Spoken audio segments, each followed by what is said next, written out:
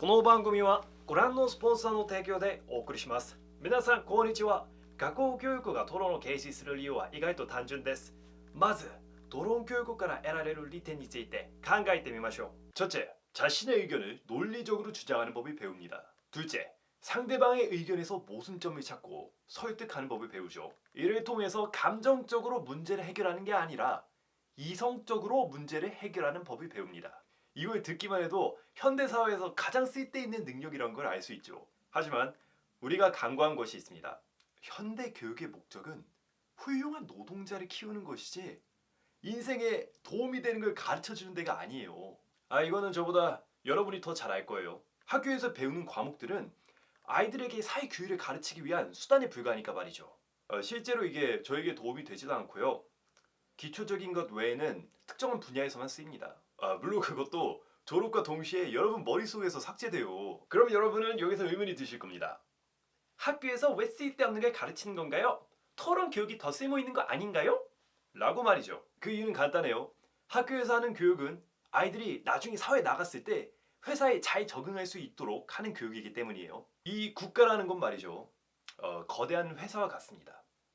국민의 세금으로 운영되죠. 그렇기 때문에 정부는 교육을 통해 노동에 적합한 인재를 키워내려고 노력합니다. 그래야지 나중에 세금 더 많이 걷어들일 거 아니에요. 이건 일종의 투자라고요.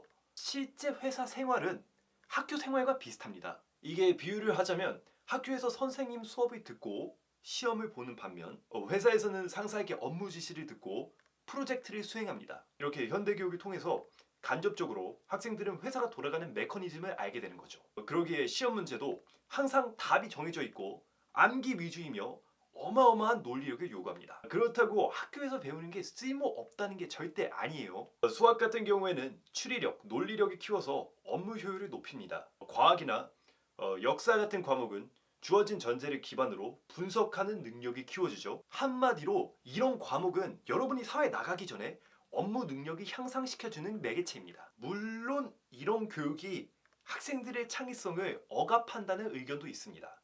그건 사실이에요. 슬프지만은 창의성을 억제시키는 것도 현대 교육의 목표입니다. 이 교육의 목적이란 건 말이죠. 시대에 따라서 계속 바뀌어 왔습니다. 과거의 교육은 종교를 중심으로 돌아갔죠. 심지어 최초의 대학교는 교회였습니다. 그 당시 세상의 모든 이치를 설명하는 게 성경 기반이었으니까요. 과학, 윤리, 문화, 예술 이런 거 배우려면은 일단 교회 가야 했어요. 19세기에 와서는요. 글을 읽을 수만 있으면 그 지식인으로 부였고요. 그리고 곱셈, 나눗셈 이런 거 할 수 있잖아요. 그럼 천재로 추앙받았습니다. 근데 이게 슬프지만 대부분의 평민들은 걷기 시작하는 순간 밭에 나가서 농사를 지어야만 했습니다. 이런 부당한 현실은 말이죠. 기술이 발전하고 생활이 윤택해지면서 점점 좋게 바뀌게 됩니다. 왜냐? 이제 육체 노동만으로는 더 이상 국가의 미래가 없다는 걸 안 겁니다. 국가도 그걸 깨달은 거죠. 그로 인해서 아동 노동은 금지되었고요.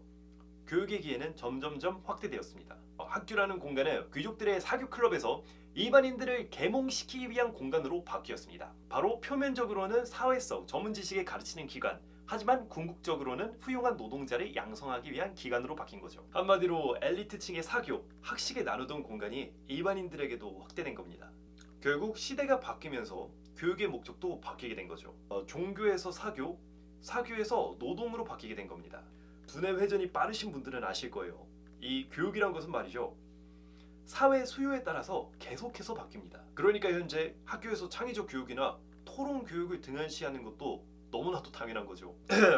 서론이 너무 길었습니다. 이제 본론으로 들어가야겠습니다. 왜 학교에서는 토론 교육을 안 시킬까? 이게 단순히 시간이 없어서 못 시킨다고 하기에는 말이 안 되잖아요. 충분히 주입식 교육도 시키면서 토론 교육을 시켜야지 얘가 이제 훌륭한 학생으로 자라날 거란 말이죠. 네, 맞아요. 훌륭한 학생으로 자랍니다. 하지만 회사에서 원하는 훌륭한 노동자라고 보기는 좀 어렵습니다. 회사란 건 말이죠. 옳고 그름을 따지는 기관이 아니에요. 철저하게 눈앞에 있는 이윤을 추구하기 위해서 조직된 그룹이란 말입니다. 학교랑 다른 수직 구조일 뿐만 아니라 눈앞에 있는 이윤을 전반적으로 추구하다 보니까 이게 불합리랑 모순이 계속해서 생겨날 수밖에 없다고요. 예를 들어 설명해보죠. 당신은 신입사원이고 이번 주에 직장 동료랑 같이 주 52시간을 근무했습니다. 이건 엄연히 노동법에 위반되는 행위지만 프로젝트가 얼마 남지 않았기 때문에 당신의 상사는 추가 근무를 요구합니다. 이에 당신은 어떻게 하시겠습니까? 어떻게 할 거예요? 이런 경우 맨날 있는데. 이에 대해 성실하게 주입식 교육을 받고자 하는 당신의 직장 동료는 상사에게 찾아가서 항의를 합니다. 나 이거 못 해먹겠어요 라고 말이죠. 하지만 이번 프로젝트의 중요성에 대한 상사의 논리적인 설득으로 인해 곧 자신의 의견을 처리하고 맙니다. 근데 여러분은 다르죠. 어릴 때부터 창의적, 논리적 토론 교육을 받고 자란 사람입니다. 당신은 자리로 돌아가 법적 근거와 왜 노동법이 우선시 되어야 하는지에 대한 글을 작성한 후에 상사 앞으로 가 반박할 준비를 합니다. 그 결과 당신은 모든 사람들이 납득할 만한 논리를 가지고 상사를 설득하게 됩니다. 하지만 상사의 표정은 굳어있겠죠. 자신의 의견을 표출할 수 있다는 것은 어마어마하게 축복받은 능력입니다. 하지만 이 회사의 수직적인 구조에서는 악재로 작용합니다. 회사에서는 학교처럼 문제를 시스템적으로 처리하는 사람을 좋아하거든요. 또한 이익을 최우선시하기 때문에 개인의 목소리가 빈번하게 묵살되죠. 이게 바로 노동법이 노동자에게 유리하게 작용하는 이유죠. 회사에서 가장 무서워하는 것은 자신들의 목소리를 내는 노조가 설립되는 것입니다. 직원들이 단순히 불평하는 거요. 그거 회사가 얼마든지 들어줄 수 있습니다. 하지만 직원들과의 논리적인 토론에서 회사가 반박하지 못하게 되는 순간 그 회사의 조직, 그 근간은 흔들리고 맙니다. 그러니 학교에서 토론 교육을 실시하지 않는 이유는 다음과 같습니다. 현대 학교는 회사에 적합한 인재를 키워내는 교육기관이다. 교육 트렌드는 계속해서 바뀌고 있고 현대 사회에 가장 적합한 교육은 토론식 교육보다는 주입식 교육이다. 기업은 자신의 업무 지시에 반박하지 않는 직원을 선호한다.